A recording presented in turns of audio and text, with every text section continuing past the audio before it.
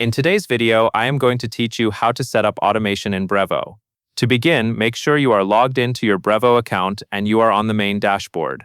On the left side navigation, find Automations. Click into Automations and then open Workflow. This is the area where you build automated journeys that send messages based on subscriber activity, like joining a list. Once you are inside Workflow, look for the button that says Create an Automation. Click it to start a new workflow. Brevo will present several automation templates, which are pre-built starting points. For this setup, select Welcome Message. This template is designed to automatically send an email to new contacts when they are added to a specific list, which makes it ideal for onboarding new subscribers. After selecting Welcome Message, click Create Automation. Brevo will take you into the configuration screen, where you will decide who enters the automation and when the message is sent. First, select your list.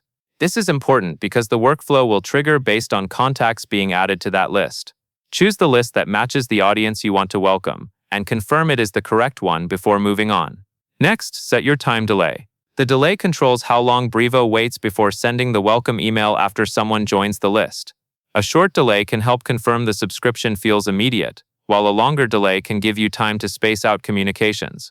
Choose the timing that fits your process and keep it consistent with the expectations you set when people sign up. Now select your email template and proceed by clicking Next. Pick the template you want to use for your welcome message. Before continuing, it is a good idea to double-check that the template includes the correct branding, links, and a clear opening message, since this will often be the first email a new subscriber receives from you. Finally, click Activate the automation.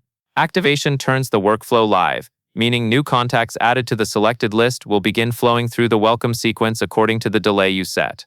If you make changes later, remember to review the workflow settings again to ensure everything still matches your intended audience and timing. That covers everything you need to know, and that is all there is to it.